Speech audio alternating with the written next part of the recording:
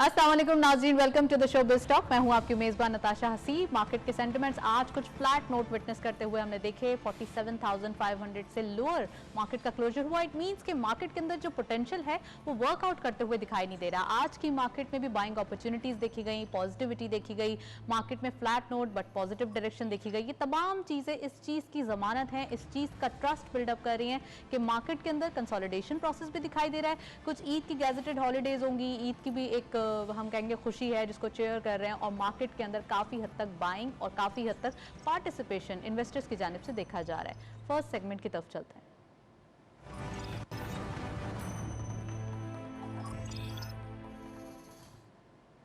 Let's have a look on daily highlights. आज की market की परफॉर्मेंस देखते चलते हैं। ओपन हुई मार्केट 47,447.08 के लेवल पर। हायर साइड पे मार्केट गई 47,586.07, lower was 47,439.89 and finally closure 47,480.49 का, यानी कि 33.41 बिल्कुल फ्लैट नोट पे मार्केट का पॉजिटिव क्लोजर रहा।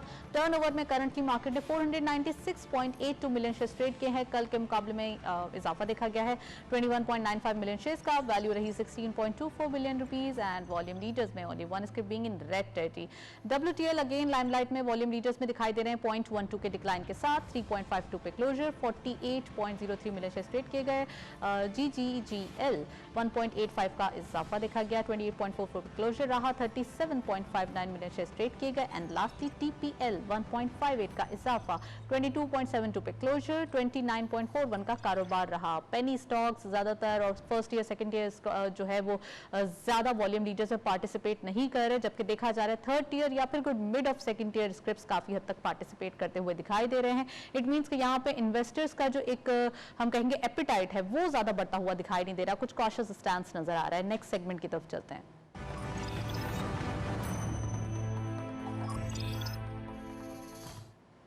टॉपिक ऑफ द डे में आज हम डिस्कस करने वाले हैं पाकिस्तान स्टॉक एक्सचेंज की परफॉर्मेंस और इसके इन्स, इसके आउट्स क्या दिखाई दे रहे हैं, मार्केट की परफॉर्मेंस कैसी चल रही है और मार्केट के अंदर जो रेजिस्टेंस लेवल दिखाई दे रहे हैं वो इतने ज़्यादा स्ट्रॉन्ग क्यों हो रहे हैं, क्योंकि 49,000 के लेवल इतना मुश्किल हो गया है, मार्केट यहाँ पर आगे जा नहीं रही। आज हम डिटेल डिस्कशन करेंगे। स्टूडियो में हमारे साथ गेस्ट मौजूद हैं, उनको वेलकम करते हैं। हमारे साथ मौजूद हैं अशरफ बवानी साहब, आप फॉर्मर डायरेक्टर हैं पाकिस्तान स्टॉक एक्सचेंज के। अस्सलाम वालेकुम sir, welcome to the show. Sir सबसे पहले ये बताइए कि एक परफॉर्मेंस देखी जाती है मार्केट की, बहुत ज़बरदस्त फिस्कल ईयर का स्टार्टअप था, जैसे लास्ट ईयर का भी फिस्कल ईयर का स्टार्टअप बहुत ज़बरदस्त था। अब हम देख रहे हैं मार्केट के अंदर एक कंसोलिडेशन प्रोसेस भी आ गया, लेकिन ये बहुत लेंदी हो गया है, ऐसा क्यों है? देखिए, मार्केट की मैं एक मिसाल बताऊं कि मार्केट में कभी टेस्ट मैच चल रहा होता है, कभी वनडे हो रहा होता है और कभी 2020 हो रहा होता है। राइट। तो मार्केट कभी एक तरफ कभी भी नहीं मूव करेगी। मार्केट में तेज़ी और मंदी दोनों हर इंटरनेशनल मार्केट और लोकल मार्केट का फिनोमेना है। लेकिन देखना ये होता है कि मार्केट के फंडामेंटल्स क्या हैं और मार्केट का ट्रेंड फ्यूचर में क्या हो सकता है। बिल्कुल। तो उसको मद्देनज़र रखते हुए मेरा ये ख्याल है कि जो इस वक्त मार्केट कंसोलिडेट कर रही है उसकी जो कुछ तो इंटरनेशनल वजूहात भी हैं, कुछ लोकल वजूहात भी हैं। इंटरनेशनली कुछ चीज़ें इस वक्त अनसेटल्ड हैं, लाइक अफगान इशू काफ़ी लोगों के जहन पे है। उसके अलावा लोग ये सोच रहे हैं कि IMF से पाकिस्तान की किस तरह डील स्ट्रक्चर होगी, क्या उसके पिलर्स होंगे, इम्पोर्टेंट है। लेकिन इन दो के अलावा इकोनॉमिक इम्पेरेटिव्स में भी अगर आप दुनिया में देखें तो कमोडिटी प्राइसेस काफ़ी बढ़ रही हैं, जो कि लोकल चीज़ों को अफेक्ट कर सकती हैं। लाइक इंटरनेशनली स्टील प्राइसेस बहुत ऊपर हैं, कोल की प्राइसेस ऊपर हैं, ऑयल की प्राइसेस ऊपर जा रही हैं काफ़ी, जो नेचुरली पाकिस्तान में लोकली भी एक इन्फ्लेशन क्रिएट कर सकती हैं, इनपुट कॉस्ट को इंडस्ट्री की महंगा कर सकती हैं। ये सारे एक इम्प्लीकेशंस हैं उसके, और लोग इन चीज़ों को भी देख रहे हैं। फिर उससे हट के अगर आप लोकली आ जाएं तो कोविड की एक बढ़ती हुई सूरत हाल, क्योंकि हम ये देख रहे हैं कि पाकिस्तान में कोविड की 4th वेव भी बड़ी तेज़ी से आगे जा रही है। बिल्कुल। तो लोग उसके बारे में ये सोच ज़रूर रहे हैं कि पार्शियल लॉकडाउन्स हो सकते हैं, कुछ बिजनेस एक्टिविटीज़ पे असर आ सकता है, तो उसकी वजह से लोग थोड़ा सा लिक्विडिटी पे बैठ रहे हैं, रुक रहे हैं।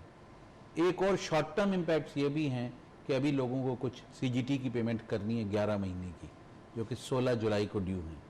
तो Okay. थोड़ा सा वो एक शॉर्ट टर्म टेम्प्रेरी इम्पैक्ट है। लोग लिक्विडिटी निकाल रहे हैं, ज़ाहिर है वो पेमेंट करने के लिए सेलिंग कर रहे हैं अपनी आइटम्स की, जो उन्होंने प्रॉफिट्स किए हुए होते हैं, अब ज़ाहिर है वो आइटम प्रॉफिट्स में होती हैं। Okay. तो वो सेल करके उनको टैक्सेस अदा करने हैं, जो कि एक ज़रूरी चीज़ है। तो लेकिन ये कोई इश्यूज नहीं है, मेरा कहने का मकसद है this is a temporary phase, ये तो रूटीन एक शुड बी phase है, ओवर। right? तो ये एक सस्ताने वाला, या आप कह दें कि एक टेम्प्रेरी फेज है, मार्केट सांस ले रही है। राइट। तो I think सर आपने काफी सारी चीजें अनफोल्ड की हैं, तो मैं एक एक करके सब चीजें जी, पूछूंगी। सबसे जी। पहले मैं इंटरनेशनल रिलेशन को और इंटरनेशनल जो अनस्टेबिलिटी आपने कुछ फोकस किया, तो मैं उसके ऊपर पूछना चाहूंगी कि क्या इंटरनेशनल अनस्टेबिलिटी दिखाई दे रही है जिसको लेकर मार्केट पोजेसिव हो रही है या लोग पोजेसिव हो रहे हैं, जिसकी वजह से थोड़ा सा कॉशियस दिखाई दे रहे हैं, ऐसा क्यों है? देखें, ये सिर्फ मार्केट नहीं है, मगर आप हमारी हुकूमत के उहदेदारान के बयानात भी सुने तो उसको लेके वो अफ़गानिस्तान की सूरत हाल पे काफ़ी परेशान है। और सिर्फ पाकिस्तान नहीं, और भी नेबरिंग कंट्रीज इस चीज़ पे परेशान हैं कि अचानक अमेरिका का विड्रॉवल हुआ है फोर्सेस का, और उसकी वजह से वहाँ किस तरह के हालात जन्म लेते हैं, और वो हमारे बॉर्डर एरियाज़ को और बाकी चीज़ों को कैसे अफेक्ट कर सकते हैं। चीज़ें नॉर्मलाइज रहती हैं, नहीं रहती हैं, हम पे एक बड़ा इम्पैक्ट आ सकता है, उनके मुहाजिरीन का इम्पैक्ट आ सकता है अफ़गानिस्तान से। तो ये सब चीज़ें एक इंटरनेशनल सिनारियो में भी और लोकल सिनारियो में भी अफेक्ट है उसका एक। राइट, ये फैक्ट दिखाई देता है। एक चलिए ये इस पर fact मजीद है, बात करेंगे दायरे में सर। कुछ अभी जी। हम चलते हैं ब्रेक की जानिब, स्टे ट्यून्ड।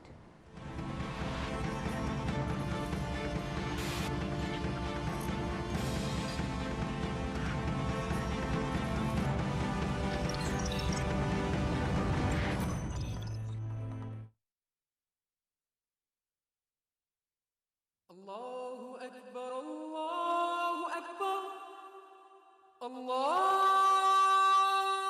Akbar, Allahu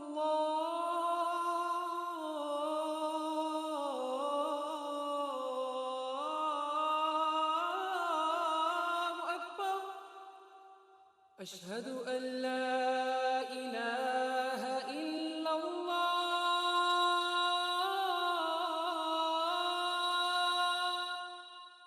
أشهد أن لا إله إلا الله. أشهد أن محمد رسول الله.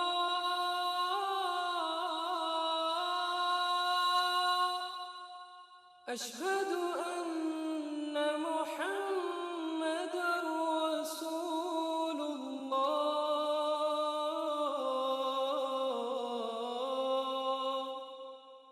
حي على الصلاة.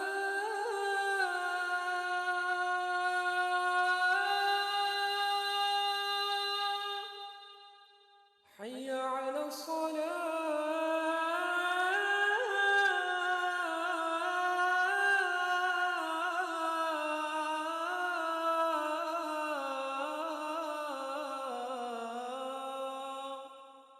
حي على الفلاح.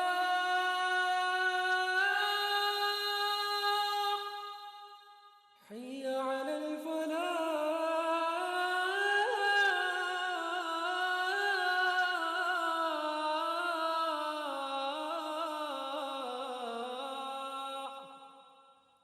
الله أكبر، الله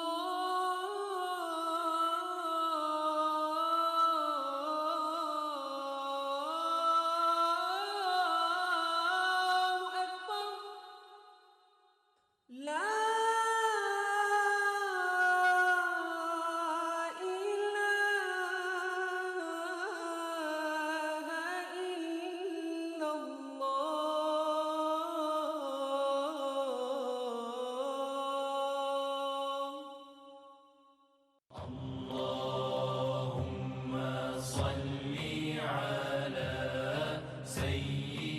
हज़रत अनस रज़ी अल्लाह ताला अन्हु से रिवायत है कि रसूल अकरम सल्लल्लाहु अलैहि वसल्लम ने फरमाया, तुम में से कोई शख्स उस वक्त तक मोमिन नहीं हो सकता जब तक उसको मुझसे मोहब्बत अपने माँ बाप, अपनी औलाद और तमाम लोगों से ज्यादा ना हो।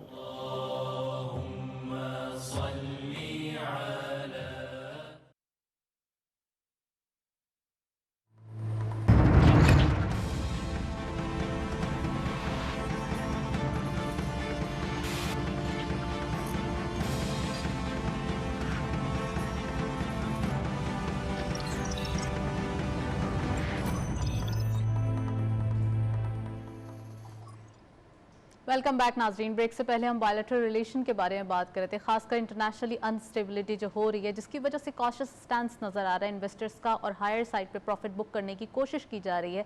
तो वो तमाम चीज़ें आज के प्रोग्राम में हम डिस्कस कर रहे हैं। अशरफ साहब हमारे साथ मौजूद हैं, उनसे मजीद बात करेंगे। सर, जो कि एक कोशिश की जा रही है इन्वेस्टर्स की जानिब से कि हायर साइड पर अपना प्रॉफिट बुक कर लिया जाए और कॉशियस स्टैंस रखा जा रहा है मार्केट के अंदर, वो कैसे देख रहे हैं आप और उनको क्या एडवाइस करेंगे?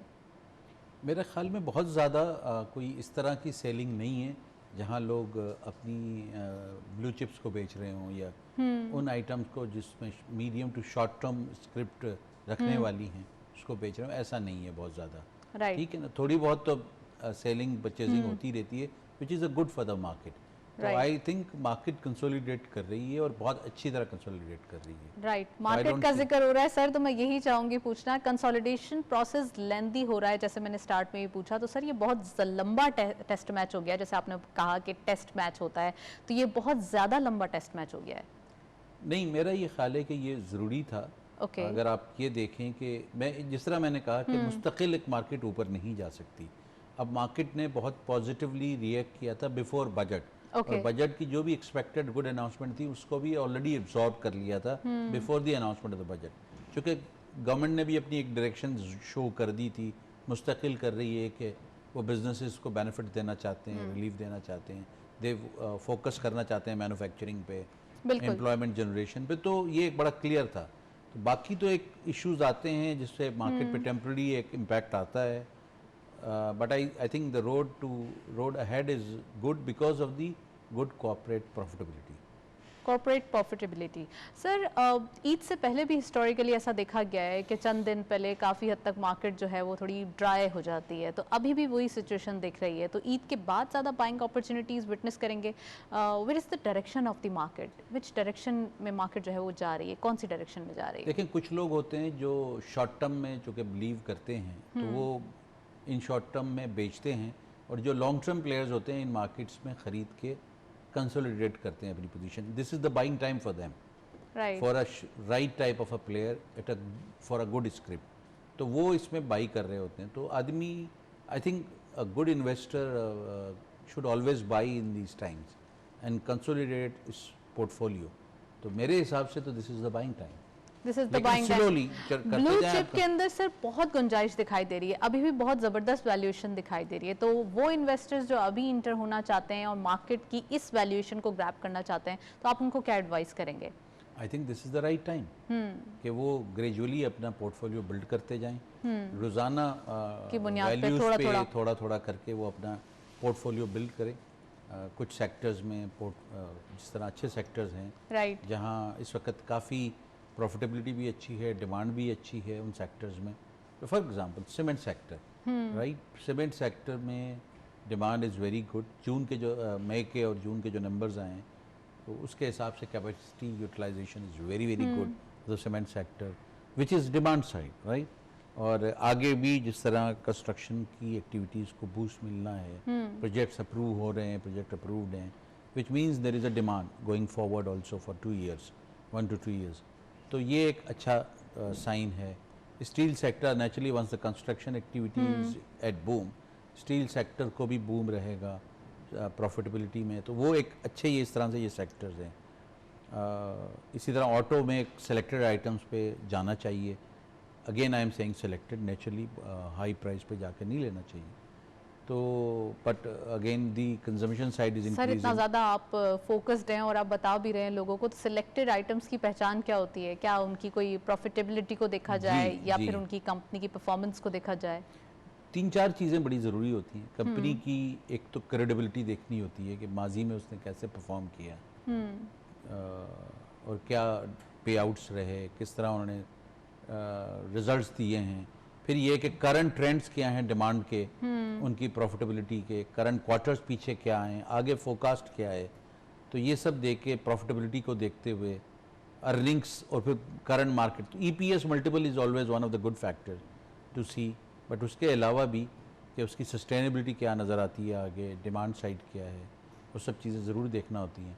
राइट, रिस्क साइड्स क्या हैं उसकी, तो वो भी एक इम्पॉर्टेंट फैक्टर होता है। तो ये देख के गुड इन्वेस्टमेंट डिसीजन होता है। राइट और this is the right time to buy is the और right मार्केट का कोई भरोसा नहीं है, देयर इज नो आइडिया कि कोई ट्रिगर आ जाए और मार्केट की रोलर कोस्टर पोजीशन आ जाए, क्योंकि स्टार्टिंग में हमने देखा था जून के स्टार्ट में जब बजट अनाउंसमेंट से पहले मार्केट की पोजीशन बहुत स्ट्रांग हो गई थी। इसी तरीके से अभी भी अगर बाइंग अपॉर्चुनिटीज़ का टाइम है, आप आएँ और बाइंग करें और आहिस्ता आहिस्ता अपने पोर्टफोलियो को बिल्डअप करें। अगर ऐसा हो जाता है तो तमाम चीज़ें सॉर्ट आउट होते हुए दिखाई देंगी। सर इसके साथ साथ डिविडेंड यील्ड को भी थोड़ा विटनेस करना बिल्कुल सही चाहिए। है। डिविडेंड पर्सपेक्टिव से कुछ अभी भी इन्वेस्टर्स ऐसे हैं, पुराने इन्वेस्टर्स हैं, लॉन्ग टर्म इन्वेस्टमेंट वो करते हैं, तो उनका यही पर्सपेक्टिव होता है सबसे ज़्यादा डिविडेंड को मद्देनज़र रखा जाए, तो उन इन्वेस्टर्स के लिए क्या एडवाइस है सर? देखिए ना, वो बिल्कुल डिविडेंड यील्ड को मद्देनज़र इसलिए ज़रूरी है रखना कि इस वक्त जो फिक्स इनकम में अपनी इन्वेस्टमेंट को रखना चाहते हैं तो इंटरेस्ट इनकम और या इंटरेस्ट रेट्स या प्रॉफिट रेट्स कम होने की वजह से उनको बड़ी महदूद उसमें रिटर्न्स मिलते हैं, और उसकी जगह अगर वो आज की भी प्राइस को मद्देनज़र रखते हुए डिविडेंड्स को देखें और वो डिविडेंड मल्टीपल अच्छे हों, यील्ड अगर अच्छी नज़र आ रही है उस डिविडेंड्स पे, तो वो एक बहुत ही स्ट्रॉन्ग बात है कि आप डिविडेंड को भी देखें, साथ साथ एक्सपेक्टेड कैपिटल गेन भी होता है, तो वो दोनों को मिला के अगर आप देखें तो बहुत अच्छा कॉम्बिनेशन बनता है। राइट सर, आपने ऑटो सेक्टर का जिक्र किया। ऑटो सेक्टर में ज़्यादा बूम बजट के बाद भी दिखाई दे रहा है जब कुछ इंसेंटिव्स दिए गए, तो कितना इम्पॉर्टेंट था ऑटो सेक्टर को बूस्ट करना? क्योंकि पिछले लास्ट अगर हम पास्ट 3 इयर्स की बात करें तो उस वक्त जब इंटरेस्ट रेट अपने ऑल टाइम हाई पे था, 13.25 पे था, उस वक्त ऑटो सेक्टर बहुत डिप्रेस नज़र आ रहा था और अभी यहाँ पर पोजिशन स्ट्रांग है। असल तो बात होती है डिमांड से चलती है चीज़ें। सर डिमांड तो हमेशा ही रहती है ना? नहीं, बीच में जब ये आप बता रही हैं 3 साल पहले तो डिमांड पे नेगेटिव इम्पैक्ट भी हो रहा था। अच्छा। राइट, लेकिन ये पिछले साल से डिमांड बहुत ज़्यादा बढ़ी हुई है, ये आपने भी देखा है, और मुख्तलिफ वेरिएंट्स ऑफ द कार्स आ रहे हैं, मुख्तलिफ प्रोडक्ट्स ब्रांड्स भी आ रहे हैं हम नए नए। तो ऑटो सेक्टर को जो गवर्नमेंट का ओवरऑल अम्ब्रेला में पॉलिसी फ्रेमवर्क चेंज करने का मकसद और ये देने का है कि न्यू लोग भी प्लेयर्स आएँ मार्केट में, ताकि मार्केट में लोगों को अपॉर्चुनिटी भी ज़्यादा हो और कंपटीशन भी क्रिएट हो हेल्दी। Exactly. और इसके साथ साथ गवर्नमेंट ये भी साथ साथ फोकस करा रही है कि इलेक्ट्रिक व्हीकल्स ईवी को भी प्रमोट करें। ईवी के ऊपर मजीद बात करेंगे, अभी हम देखते चलते हैं ऑटो सेक्टर के ऊपर स्पेशल रिपोर्ट।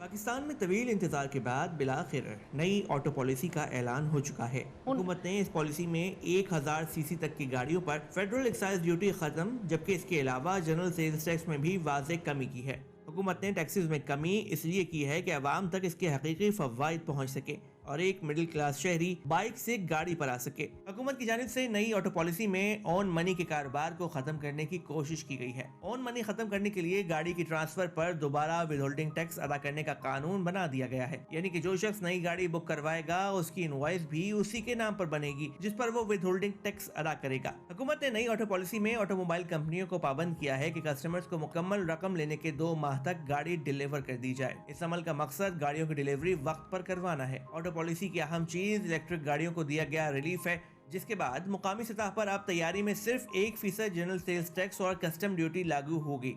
ऑटो पॉलिसी की अहम चीज इलेक्ट्रिक गाड़ियों को दिया गया खास रिलीफ है, जिसके बाद मुकामी सतह पर तैयारी में सिर्फ 1% जनरल सेल्स टैक्स और कस्टम ड्यूटी लागू होगी। इलेक्ट्रिक गाड़ियों की दरामद पर कस्टम ड्यूटी कम कर दी गई है। जैसे जैसे डिमांड बढ़ेगी तो पैदावार की रफ्तार में कमी आ सकती है, लेकिन नई पॉलिसी के तहत हर वो शख्स जो गाड़ी खरीद रहा है उसे अपने नाम के साथ गाड़ी रजिस्टर करवाना होगी। गाड़ियों की ऑनलाइन बुकिंग होगी और हर शख्स ये देख सकेगा कि उसकी गाड़ी तैयारी के किस मरहले में है। यही नहीं, रजिस्ट्रेशन न कराने की सूरत में भारी जुर्माने भी आयद होंगे। लिहाजा इस नई ऑटो पॉलिसी को अवामी पजीराई मिल रही है। अलगर्ज ये कि नई policy auto development and export policy है, ताकि पाकिस्तान का ये सेक्टर आलमी ऑटो पार्ट्स बनाने वाली चेन का हिस्सा बने। इस पॉलिसी के तहत लाजिम होगा कि आप इम्पोर्ट के हिसाब से एक खास मिकदार में एक्सपोर्ट भी करेंगे।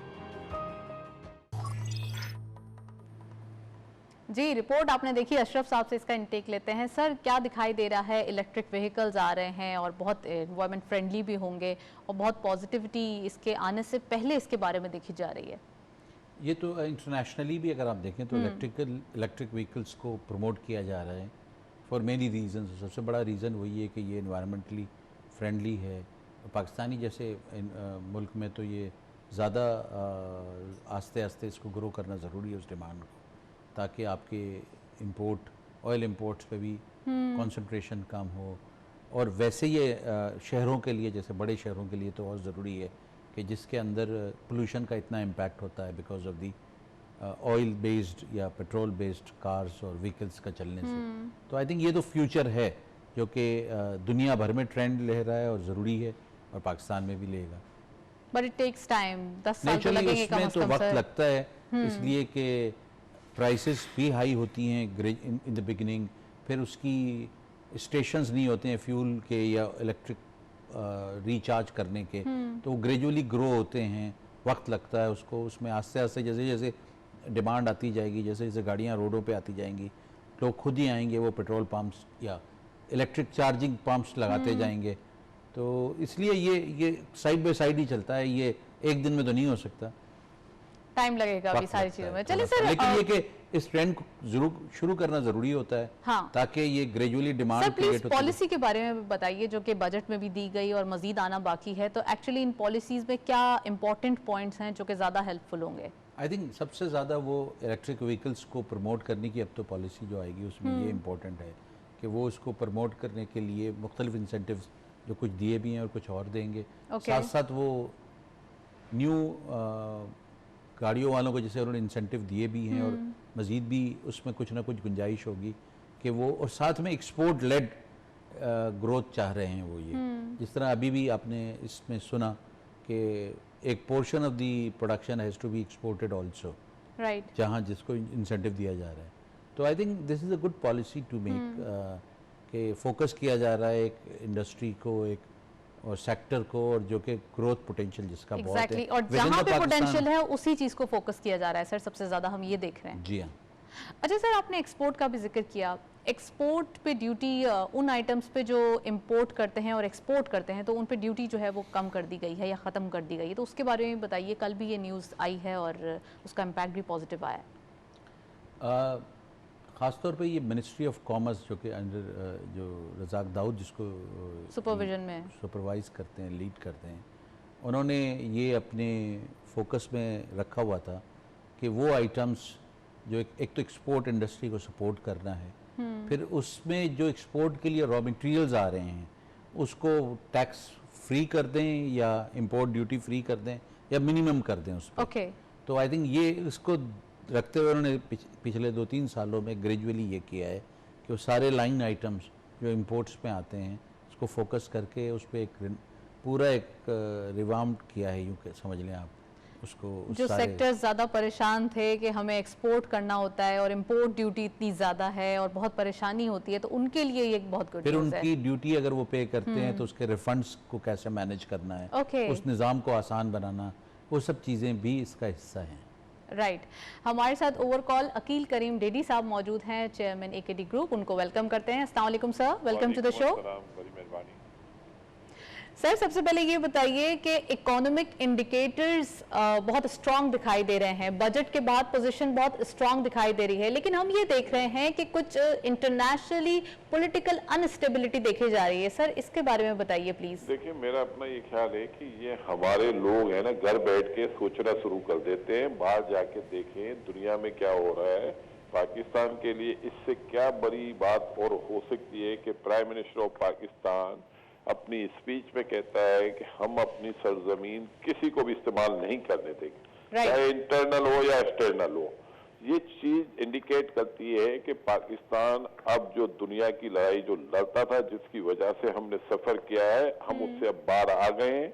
और ये मैसेज सिर्फ अमेरिका को नहीं है, ये फॉर ऑल है, जितनी हमारी नेबर कंट्री है सबको ये क्लियर मैसेज है कि पाकिस्तान अपनी सरजमीन अब किसी को भी इस्तेमाल नहीं करने देगा, क्योंकि हमारे लॉसेस जो हुए हैं उसी की वजह से हुए हैं। हमारी इकोनॉमी ने अगर सफर किया है तो उसकी वजह से किया है। अब इन्होंने इकोनॉमी पॉलिसी मुल्क में दी हुई है। पाकिस्तान इस वक्त, पाकिस्तान की इकोनॉमी बिल्कुल बिजनेस हब बनी हुई है और बिजनेस एक्टिविटी शुरू हो चुकी है और पूरी दुनिया की नजरें हैं इस वक्त पाकिस्तान के ऊपर। और ये मैसेज के बाद आपने तालिबान का बयान सुना होगा, कल उनके बहुत बड़े लीडर ने, कमांडर ने एक बयान दिया है कि उन्होंने इंडिया को क्लियर मैसेज दिया है कि हम अफगानिस्तान की सरजमीन पाकिस्तान के खिलाफ किसी को भी यूज करने नहीं देंगे और वही क्लियर मैसेज उन्होंने दिया है, यही क्लियर मैसेज पाकिस्तान ने दिया है। और ये चीज अब क्लियर हो गई है कि अब दुनिया पीस की तरफ जाएगी, दुनिया बिजनेस एक्टिविटीज की तरफ जाएगी, अपनी अपनी इकोनॉमी को ठीक करेगी, अपने लोगों की बेरोजगारी को खत्म करेगी और गुर्बत को खत्म करेगी। और पाकिस्तान ऑलरेडी एक बिजनेस आपके इकोनॉमी की बहुत अच्छी पॉलिसी दे चुका है और उसी की वजह से इस मुल्क के अंदर हम एक्सपेंशन होता हुआ देख रहे हैं और लोगों की नजरें इस वक्त सीपेक पे भी हैं। और पिछले दिनों प्राइम मिनिस्टर साहब ने ग्वादर भी गए थे, वहाँ चाइनीज भी थे और चाइनीज ने बहुत ह्यूज कमिटमेंट की अपनी इन्वेस्टमेंट की। तो अब ये एक्टिविटीज शुरू हो चुकी है और ये एक्टिविटीज आगे बढ़ती जाएगी। मुल्क में खुशहाली के दिन आपको दिख रहे हैं। ऑलरेडी हमने लास्ट क्लोज ईयर किया है, वो बहुत अच्छा क्लोज ईयर किया है। हमने अपना रेवेन्यू टारगेट अचीव किया है, एक्सीड किया है। फर्दर टारगेट जो हमने रखा है उससे भी हमें उम्मीदें हैं कि हम उसको भी अचीव कर लेंगे। लास्ट मंथ की जो एक्सपोर्ट कंपेयर करें तो वो भी यही इंडिकेट करती है। लास्ट मंथ का रेवेन्यू अपना रेमिटेंस को देखें तो वो भी यही इंडिकेट करती है। फिर आपने 30 साल के बॉन्ड बेचे हैं, ये कभी पॉसिबल नहीं था पाकिस्तान के लिए। और इससे अच्छी बात यह है कि आपकी बॉन्ड की हील नीचे आई है। तो इसका मतलब यही है कि अब लोग ट्रस्ट कर रहे हैं पाकिस्तान के ऊपर, भरोसा कर रहे हैं। रोशन डिजिटल अकाउंट को देखो, वो भी अपने नंबर हर आने वाले दिन में बढ़ाते जा रहा है। इक्विटी मार्केट में रोशन डिजिटल अकाउंट की तादाद बढ़ती जा रही है। तो पाकिस्तान पूरा चेंज हुआ है। इस वक्त पाकिस्तान बिजनेस हब बना हुआ है। लोग इस वक्त एक्टिविटीज कर रहे हैं लोग। और जो हमारे बिजली की जो इस वक्त खपत है वो आपने देखा होगा, रिकॉर्ड हाई पे चली गई थी। एग्जैक्टली सर, आपने कहा घर में बैठे लोग काफी उल्टा सीधा सोच लेते हैं। सर, उनको एडवाइस करें कि मार्केट की तरफ आए, बहुत अट्रैक्टिव वैल्यूएशन दिखाई दे रही है। क्या एडवाइस करेंगे लोगों को, कितना ज्यादा ये इम्पोर्टेंट टाइम है कि अपने बिजनेसेस को फ्लरिश करें, मार्केट के अंदर एंट्री लें, और खासकर वो लोग जो कुछ नहीं कर रहे यानी अनएम्प्लॉयड हैं, उनके लिए भी प्लीज जरा कुछ एडवाइस करें। देखिए, लोगों को सिर्फ क्लियर मैसेज यही है कि आप आए, अपना पैसा घर बैठ के उसको जाया ना करें, इसको इन्वेस्ट करें, प्रॉपर इन्वेस्ट करें। इक्विटी मार्केट में आना चाहें इधर आ जाएं, फिक्स इनकम में जाना चाहें वहां जाना चाहें, इस्लामिक इनकम में जाना चाहते हैं वहां चले जाएं, छोटे कॉटेज इंडस्ट्री में जाना चाहते हैं उधर चले जाएं। पाकिस्तान में एक्टिविटीज हो रही है, टूरिज्म के हवाले से कोई एक्टिविटीज करनी है उधर आप करें। चारों तरफ एक्टिविटीज दिख रही है, चीजें बेहतर से बेहतर होती जा रही हैं। छोटे मोटे इशू पाकिस्तान में रहते हैं, हमारी पार्लियामेंटेरियन को भी चाहिए आपस में मिल के बैठे और इस मुल्क में जो हमारा सबका वादा है, चाहे वो अपोजिशन हो या गवर्नमेंट हो, कि हम अवाम के लिए खुशहाली लाएंगे। तो खुशहाली तो जब आएगी जब आप लोग बैठ के बात करेंगे। फिलहाल ऑलरेडी हम देख रहे हैं काफी बेहतरी आ चुकी है, लेकिन इससे भी ज्यादा तेजी से बेहतरी आएगी जब ये बैठ के बात करेंगे। तो मेरा ख्याल है कि सबके लिए क्लियर मैसेज है, अपनी इनकम बढ़ाएं, अपनी इन्वेस्टमेंट को जाया ना करें, चाहे वो इक्विटी मार्केट हो। बहुत सारे एरियाज हैं जहां छोटे हम लोग देख रहे हैं कि नॉर्दर्न एरियाज में बहुत सारे जानने वाले हमारे हैं जिन्होंने बहुत छोटे छोटे काम करके अपने आप को एक्टिव रखा हुआ है और अपनी इनकम बढ़ा रहे हैं। तो इसी तरह ये मैसेज सब पाकिस्तानी बहन भाइयों के लिए है कि घर बैठ के भी आप काम कर सकते हैं, बाहर निकल के भी काम कर सकते हैं। काम पे ध्यान दे, बातों में ना आए। पाकिस्तान राइट डायरेक्शन में जा रहा है और सेफ हाथों में। Thank you so much Aqeel Karim Dhedhi साहब, आप हमारे साथ मौजूद थे। बहुत पॉजिटिव एनर्जी और बहुत पॉजिटिव मैसेजेस के साथ एंड किया कि हम देख रहे हैं पाकिस्तान में बहुत पोटेंशियल मौजूद है, इसे ज़ाया ना किया जाए, वेस्ट ना किया जाए, बल्कि इसको किसी ना किसी तरीके से काइनेटिक एनर्जी में बदला जाए। अशरफ बवानी साहब हमारे साथ स्टूडियो मौजूद हैं, उनसे मजीद बात करते हैं। सर, लोगों को परसेप्शन बिल्डअप करने की बहुत आदत है, बहुत ज़्यादा वो ऐसे ही परसेप्शन बिल्डअप कर लेते हैं जिसकी वजह से नेगेटिविटी फैल जाती है। इतने ज़्यादा पॉजिटिव इन्वायरमेंट में, इतने फ्रेंडली पॉजिटिव एनवायरनमेंट में क्या जरूरत है कि नेगेटिविटी की तरफ जाने की, बल्कि अपने बिजनेसेस को फ्लरिश करने और अपनी चीज़ों को सही करने की तरफ फोकस करना चाहिए। बिल्कुल सही कहा आपने। जिस तरह अकील साहब ने अभी बिल्कुल सही फरमाया कि अपॉर्चुनिटीज़ हर एरिया में बढ़ रही हैं और जो घर में बैठा रहता है नेचुरली वो और इसी चीज़ों को फोकस करता रहता है, उसको वो अपॉर्चुनिटीज़ भी नज़र नहीं आती और वो नेगेटिविटी में रहता है। अगर आप अपने कारोबार में ध्यान देंगे और अपॉर्चुनिटी, जिस तरह टूरिज्म की बात की, टूरिज्म में बेशुमार इस वक्त अपॉर्चुनिटीज़ हैं, ख़ास तौर पे केपी के एरिया में, लेकिन उससे हट के भी मैं ये समझता हूँ कि इंटीरियर सिंध में नए लोकेशंस बनाए जा सकते हैं, पंजाब में हैं जहाँ इस चीज़ों को फोकस किया जा सकता है। इवन गवादर टाइप की जगहों पे भी टूरिज़्म इंडस्ट्री से हट के टूरिज़्म भी ग्रो होगी। तो ये डिपेंड करता है कि आप शॉर्ट टर्म इन्वेस्टमेंट करना चाह रहे हैं या लॉन्ग टर्म में जाना चाहते हैं, आपका छोटा इन्वेस्टमेंट है या बड़ा इन्वेस्टमेंट है। एग्जैक्टली हमारे पास कितने कंट्रीज की एग्जांपल्स भी मौजूद हैं जो ऐसा लगता है कि काफ़ी हद तक, जैसे टर्की की बात करें, इस्तांबुल की, तो वहाँ पर कितना ज़्यादा बिजनेस है और कितना ज़्यादा कमर्शलाइज है हर चीज़। देखें, बहुत पाकिस्तान में टूरिज़्म तो अभी तक इंटरनेशनल टूरिज़्म तो है ही नहीं, यूँ समझ लें आप, ऑलमोस्ट वेरी नेग्लिजिबल है। लोकल टूरिज़्म ही इतना बड़ा है पहली तो बात, और वो आस्ते आस्ते ग्रो भी होता जा रहा है। हर साल हम देख रहे हैं कि लोकल टूरिस्ट का इंटरेस्ट और वो बहुत बढ़ता जा रहा है। ख़ास तौर पे पिछले 2 सालों में आप देखें तो जो लोग नॉर्दर्न एरियाज़ में इतनी दूर तक नहीं जाते थे, अब नए नए मकामात पर, क्योंकि इतना कन्वीनियंट हो गया है, रास्ते इतने अच्छे बन गए हैं कि उसकी वजह से, और ग्रेजुअली लोगों की फैसिलिटीज़ भी बढ़ रही हैं, जिसमें अच्छे रेस्टोरेंट्स हैं, अच्छे होटल्स हैं, depending on these all these facilities. तो फैमिली टूरिज़्म भी ग्रो हो रहा है। बट उसके साथ साथ एक बहुत अहम बात है कि जब भी ये दुनिया में साल 6 महीने 2 में खुलेगी, तो Pakistan will also be a very attractive tourism for international community. इसलिए कि जब पाकिस्तान टूरिज़्म रुका रहा तो वो एक पिछले 20-25 साल पाकिस्तान के बारे में एक बड़ा नेगेटिव परसेप्शन रहा है, ख़ास तौर पे टेररिज्म के हवाले से, लॉ एंड ऑर्डर के हवाले से और अफगान बॉर्डर के हवाले से जो इश्यूज़ रहे हैं। तो अब वो बहुत हद तक सॉर्ट आउट हो चुके हैं और परसेप्शन अब वो नहीं जा रहा पाकिस्तान के बारे में इंटरनेशनली। तो international tourism non resident Pakistani का भी बहुत आएगा और नॉन पाकिस्तानीज का भी ग्रो होगा और आएगा, which also include certain religious tourism जो बाद में नॉर्मल टूरिज़्म में कन्वर्ट होता है। तो फॉर एग्जांपल अगर एक सिख पाकिस्तान आते हैं फॉर रिलीजियस टूरिज़्म, वो बाद में आगे, करतारपुर तो रिस्ट्रिक्टेड है, लेकिन अगर वो टेक्सला की तरफ आते हैं, पिंडी की तरफ आते हैं, जहाँ जहाँ उनके मकामात हैं, शावर की तरफ आते हैं, तो वो सिर्फ वहाँ महदूद नहीं रहते, फिर वो बाकी एरिया में टूरिज़्म के लिए जाएंगे। और इसी तरह बहुत सी और दूसरे लोग हैं जो अपने नेचुरली उनको ये एक destination comparatively to the world सस्ती भी है, अच्छी भी है और नेचुरल ब्यूटी इतनी है। तो I think this is a very attractive place.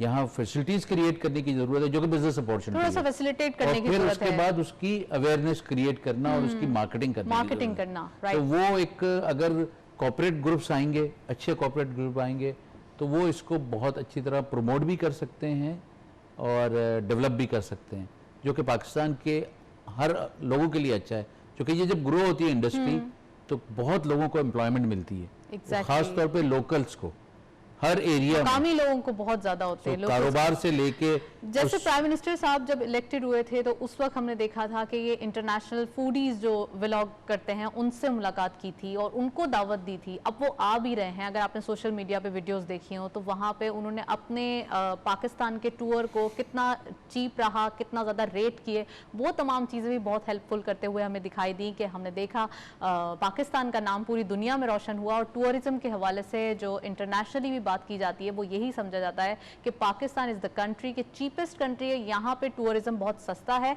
और $1 से भी कम के अमाउंट में पूरा दिन गुजारा जा सकता है। तो ये तमाम चीज़ें जो पाकिस्तान को अट्रैक्ट करती हैं सबसे ज़्यादा। सर आपने चीज़ों का जिक्र किया, टूरिज्म का जिक्र किया, एग्रीकल्चर पे बात करना चाहूँगी। सर कैसा दिखाई दे रहा है एग्रीकल्चर सेक्टर, इतने इंसेंटिव्स मिलने के बावजूद बजट में खासकर फार्मर्स को मद्देनज़र रखा गया, कितना इम्पॉर्टेंट था एग्रीकल्चर को फोकस करना? देखिए, एग्रीकल्चर सेक्टर पे फोकस करना बहुत ज़्यादा ज़रूरी था और है। Pakistan has been an agriculture society. सबसे पहले तो पाकिस्तान की इतनी बड़ी पॉपुलेशन है, उसको फीड करने के लिए ही एग्रीकल्चर बहुत ज़रूरी है, ताकि आप उसको इंपोर्ट ना करना पड़े। और जिस तरह शौकत तरीन साहब ने भी कहा कि नेट इंपोर्टर, पाकिस्तान को इंपोर्टर नहीं होना चाहिए एग्रीकल्चर प्रोडक्ट का, अपनी लोकल प्रोडक्शन इतनी होनी चाहिए, अपनी डिमांड को तो कम से कम मीट करें और फिर एक्सपोर्ट भी करें। और आपने देखा कि पिछले चंद सालों में ग्रेजुअली हमने फूड आइटम्स को इंपोर्ट किया है, मेजर फूड आइटम्स की बात कर रहा हूँ मैं, वो बात नहीं कर रहा हूँ जो कि लग्जरी प्रोडक्ट्स में आती हैं, तो वो नहीं होना चाहिए। इस बार तो वीट की सर जबरदस्त वीट है, देखी हाँ, गई है लेकिन crop। अब चूंकि जिस तरह क्रॉप ग्रोअर्स को प्राइसेस मिल रही हैं और फैसिलिटेशन हो रही है, तो उससे ग्रोअर्स की प्रॉफिटेबिलिटी भी बढ़ रही है और उनका फोकस बढ़ेगा। अब उसके साथ साथ ज़रूरी है कि पानी का इशू रिजॉल्व हो मुकम्मल तौर पे, और उसके लिए जिस तरह भी बेटर मैनेजमेंट हो सकती है, वाटर मैनेजमेंट, वो की जाए। साथ में फर्टिलाइज़र और लोन्स टू द फार्मर्स, ख़ास तौर पे छोटे फार्मरों की बात है, ताकि उनको फैसिलिटेशन अगेन उसके लिए भी हो और उनका एक तवज्जो पूरी तरह हो उस पर। उसके अलावा जो उनके लोकल इश्यूज हैं लैंड के हवाले से, इसमें बीज का मसला है, अच्छे बीज का मसला है, या वहाँ जो दूसरे ज़मीन को क्रिएट करने और हमें सरखेज जदीद तर्ज बनाने पे के जाना हवाले से पड़ेगा ज़रूरत सर। होती है, तो वो भी हमें उस लेवल तक जाके काम करना पड़ेगा। राइट सर, जदीद तर्ज पे जाने की ज़रूरत है, आपने कहा एग्रीकल्चर में। इसी तरीके से और सेक्टर्स में भी हमें अपनी एक्सपर्टीज़ को यूटिलाइज करने की ज़रूरत है, जदीद या जिद्दत की तरफ, इनोवेशन की तरफ जाने की ज़रूरत है। हम बीच में जिक्र कर रहे थे ऑटो सेक्टर का और डिफरेंट सेक्टर्स का। आप समझते हैं कि पाकिस्तान में जितनी कंपनीज आ रही हैं, न्यू इन्वेस्टर्स आ रहे हैं, उनको मैन्युफैक्चरिंग की तरफ आना चाहिए? क्योंकि ज़्यादातर यही दावत दी जा रही है कि अब हमें मैन्युफैक्चरर्स चाहिए ताकि यहाँ के लोगों की डिमांड फुलफिल की जाए। बिल्कुल सही है। जब तक लोकल मैन्युफैक्चरिंग नहीं होती है, एक तो वो आपकी कॉस्ट ऑफ प्रोडक्शन कम नहीं होती, तो लोगों की कंजम्पशन के लिए वो चीज़ सस्ती नहीं होती कंपेयर टू द वर्ल्ड। दूसरा, उससे जो बिजनेस एंड अपॉर्चुनिटीज़ क्रिएट होती हैं, कि एक इंडस्ट्री आने का मकसद है कि उसके साथ बेशुमार दूसरी मल्टीपल इंडस्ट्री भी आती हैं जो वेंडर इंडस्ट्रीज कहलाती हैं। राइट। साथ में लोगों को डायरेक्टली और इनडायरेक्टली बहुत सी जॉब्स या बिजनेसेस मिलते हैं। तो अगर एक कारोबार मैन्युफैक्चरिंग इंडस्ट्री होगी तो एक ट्रांसपोर्टर को भी बिजनेस मिलेगा। जब उसका रॉ मटेरियल आएगा, जब वो प्रोसेस होगा, फिर वहां से वापस निकलेगा, बाजार तक जाएगा, फिर बाजार से कंज्यूमर खरीद के अपने घर तक ले जाएगा, या जिस तरह भी होगा, तो ये सारा एक ओवरऑल एक इंडस्ट्री नहीं आती है। Exactly. वो एक पूरा चेन क्रिएट होती है। बिल्कुल। जबकि एग्रीकल्चर की ही बात हो रही है तो मैं ऐड करना चाहूंगी सर कि वैल्यू एडिशन की तरफ भी जाना चाहिए। सिर्फ रॉ मटेरियल एक्सपोर्ट करना ये भी एक गुड आइडिया नहीं है। अगर आप सबसे पहले तो जिस तरह लोकल ज़रूरियात पूरी होना ज़रूरी होती है, तो प्रोडक्शन में अगर इजाफा होगा तो आप वैल्यू एडिशन की तरफ भी उसको लेके जा सकते बिल्कुल। हैं। और उसमें ख़ास तौर पे जिस तरह एग्रीकल्चर में फूड आइटम्स हैं, फ्रूट आइटम्स हैं, सिट्रिक हमारे पास बहुत अच्छा है, फ्रूट्स, उसकी प्रोसेसिंग करके एक्सपोर्ट हो सकती है। तो they are many other things, और इस पे फोकस करके उस इंडस्ट्रियल एरियाज को साथ साथ डेवलप करना जरूरी वैल्यू है। एडिशन की तरफ डेवलप करना जरूरी है, क्योंकि उसकी बड़ी मार्जिन demand मिलता है। तो है। वैल्यू एडिशन जब आप करते हैं, किसी को एज ए रॉ मटेरियल किसी चीज़ को बेचते हैं, आप उससे 3 से 4 गुना ऐड करते हैं उसके अंदर in terms of final price, तो आपकी जो एक्सपोर्ट वैल्यू है वो काफ़ी बढ़ जाती है। फर्स्ट एग्जाम्पल, आप कॉटन को कॉटन बेच दें, और अगर आप उसको कन्वर्ट करके बेच रहे होते हैं फैब्रिक के अंदर, फैब्रिक में, लेदर आप रॉ लेदर बेच दें, और अगर आप उसको कन्वर्ट करके बेच रहे हैं, तो it makes a lot of difference. Okay. कोई भी प्रोडक्ट हो। सर आपने जिक्र किया कॉटन फिर का, तो उसके मैं साथ एक टेक्सटाइल का चीज़ भी पूछना ज़रूरी चाहूंगी। है, राइट। सॉरी मैं आपकी बात कट गई, कि हमारे मुल्क में अभी तक क्वालिटी या मयार पे बहुत ज़्यादा तवज्जो नहीं दी जा रही थी ओके। इंडस्ट्री की तरफ से, जिस पे हुकूमत की भी जोर देना चाहिए और दे भी रहे हैं, लेकिन ये इंडस्ट्रियलिस्ट या मैन्युफैक्चरर्स का या कारोबारी इदारों का भी फ़र्ज़ है, क्योंकि दुनिया में उसको बड़ी वैल्यू मिलती है। सो आप एक ही चीज़ होती है, जब उसको क्वालिटी में कन्वर्ट करते हो या ब्रांड में कन्वर्ट करते हो, तो उसी आइटम की आपको पता है 10 गुना प्राइस मिलती है। राइट, एग्जैक्टली आप सर। कॉस्ट उस पर डबल करते होगे, शायद 100 रुपए की चीज़ 200 रुपए की करते होगे उसको अच्छी क्वालिटी में कन्वर्ट करने के लिए, लेकिन वो 100 रुपए की डिमांड बढ़ जाती है ना ऑटोमेटिकली, लोग अच्छी 110 रुपए क्वालिटी की की बजाय तरफ वो आते हैं। 600 रुपए में बिकती है। इसलिए कि लोग क्वालिटी को प्रेफर करते हैं, वो एक ब्रांड होता है, लोग उस पर ट्रस्ट करते हैं, और वो फिर उसके हिसाब से चीज़ चलती है। एग्जैक्टली सर, मैं जिक्र कर रही थी, आपने कॉटन का जिक्र किया, टेक्सटाइल पॉलिसी की भी बात हो रही है, फाइनली अगस्त में आ रही है, तो आप समझते हैं कि टेक्सटाइल इंडस्ट्री को बूस्ट करने के लिए पॉलिसी कितनी इंपॉर्टेंट थी? देखिए, गवर्नमेंट ने टेक्सटाइल को तो बूस्ट करने के लिए बहुत बेनिफिट्स दिए हैं, अब तक फोकस भी करके रखा हुआ है। ओके। और टेक्सटाइल में हमारी एक्सपोर्ट ग्रो भी हो रही हैं और हुई भी हैं। पिछले 2 सालों में भी हम देखें तो टेक्सटाइल पे ग्रोथ आ रही है।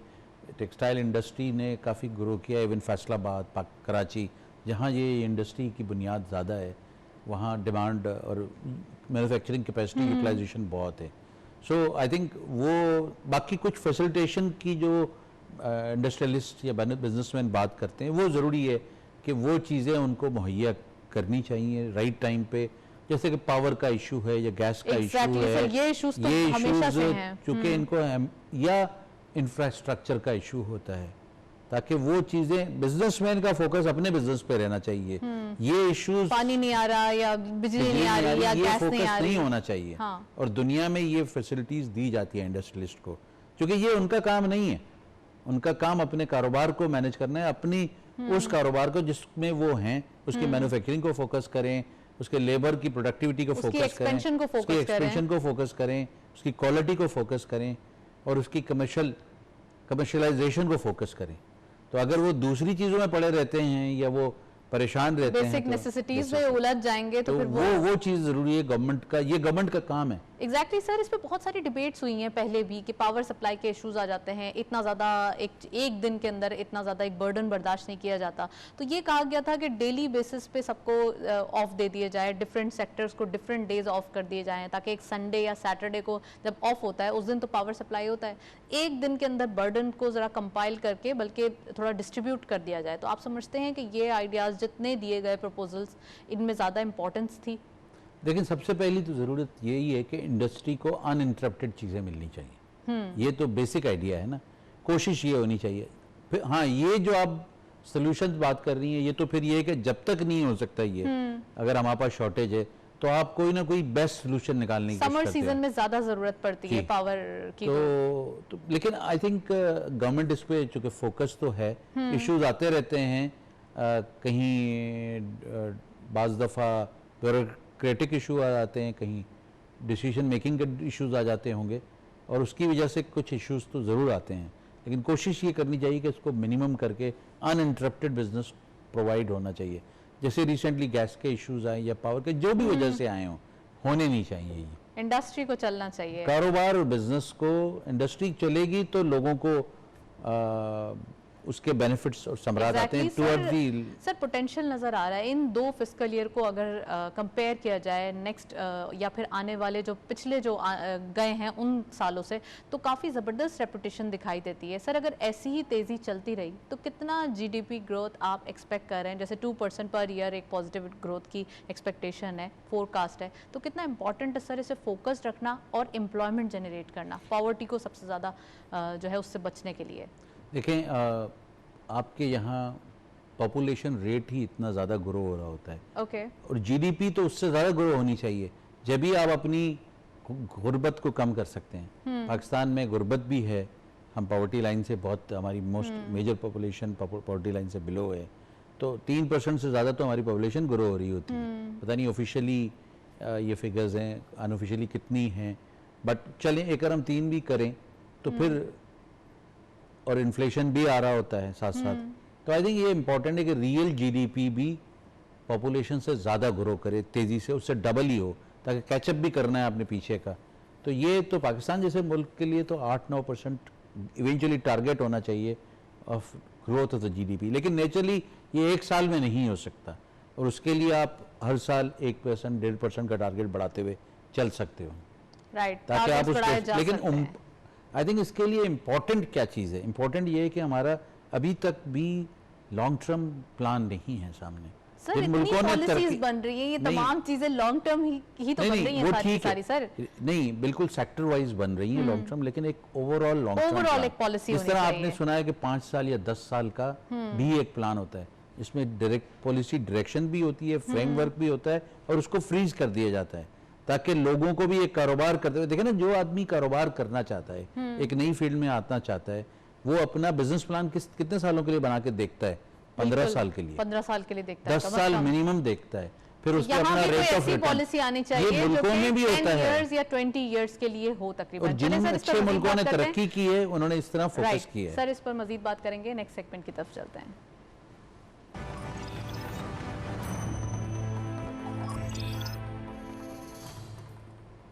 कमोडिटीज और फॉरेक्स की लेटेस्ट अपडेट आज की मार्केट में देखते चलते हैं। गोल्ड की पर तोला प्राइस 1,09,200 रुपीज, गोल्ड पर 10 ग्राम 93,620 रुपीज, इंटरनेशनल गोल्ड रेट पर ऑज $1,800.34, ऑयल WTI पर बैरल $74.56, ऑयल ब्रेंट क्रूड पर बैरल $75.55। करेंसीज में सबसे पहले यूरो बाइंग रही 186.10, selling was 188.10, UK pound buying रही 217.60, selling was 220.60, US dollar buying रही 159.40, selling was 160 rupees.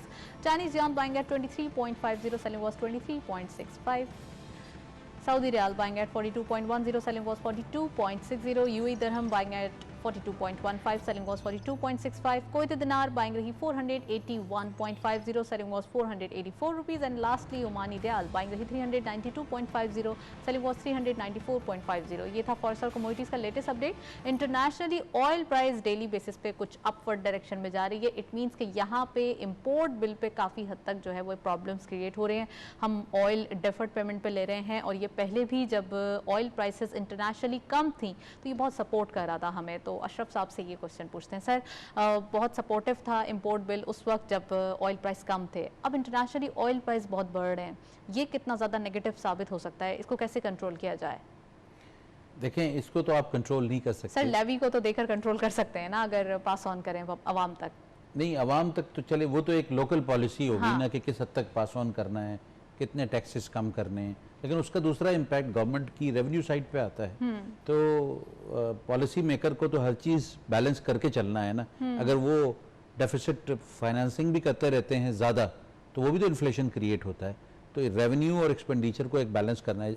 अब उसमें डेवलपमेंट एक्सपेंडिचर भी करना मुल्क में ज़रूरी है, प्रोजेक्ट्स भी लगाने ज़रूरी हैं जिस तरह जो ज़रूरी प्रोजेक्ट्स हैं मुल्क के लिए, और उधर से भी एम्प्लॉयमेंट क्रिएट हो रही होती है। तो ये एक बड़ा डिफ़िकल्ट बैलेंस होता है। लेकिन असल मसला है इंटरनेशनल प्राइसेस, जो कि आपके कंट्रोल में नहीं होती है, और उसके मुख्तलिफ फैक्टर्स हैं जिस तरह वो बढ़ रहे हैं। सर रीज़न एग्जैक्टली क्या है, फैक्टर्स वो क्या रीजंस हैं? देखें ना, जो दुनिया में ऑयल प्राइसेस बहुत तेज़ी से कम हुई थी वो तो डिमांड फैक्टर था ना। बिल्कुल। कोविड बहुत तेज़ी से आया, इंडस्ट्रीज बंद हुई, मुल्क बंद हुए। अब इतनी डिमांड नहीं है। अब डिमांड तो है, डिमांड बढ़ रही इतनी है। नहीं है ना एग्जैक्टली जितनी थी पहले। उतनी नहीं, फिर भी इंटरनेशनली तो चीज़ें खुलना शुरू हो गई हैं, खुल रही हैं। बहुत सी कंट्रीज़ ने अपने आप को ओपन अप कर दिया। अमेरिका जैसी कंट्री जो कि बहुत बड़ा जिनकी इकोनॉमी है वो पूरा खुल चुका है एक तरीके से वैक्सीनेशन के बाद। इसीलिए जो इम्पोर्टेंट मैसेज है इस मुल्क में भी, जो कि गवर्नमेंट की तरफ से भी आता है, डॉक्टर्स की तरफ से भी आता है, कि इस मुल्क में वैक्सीनेशन होनी चाहिए, तेजी से होनी चाहिए, तेजी से होनी चाहिए। सर मैं इसी नोट पे प्रोग्राम का एंड करूंगी। Thank you so much Ashraf Bhavani साहब, आपने अपना कीमती वक्त हमें दिया। बहुत इंपॉर्टेंट डिस्कशंस हुई आज के दिन। हमने पाकिस्तान स्टॉक एक्सचेंज की परफॉर्मेंस से लेके economic relation, economic activities, triggers और वैक्सीनेशन के बारे में डिस्कस किया। That's all. प्रोग्राम को वाइंड अप करते हैं। वाइंड अप करने से पहले हमारा ईमेल एड्रेस नोट करें, which is biztalk@ptv.com.pk। आपके फीडबैक का इंतजार रहेगा। प्रोग्राम देखने का शुक्रिया। अल्लाह हाफिज।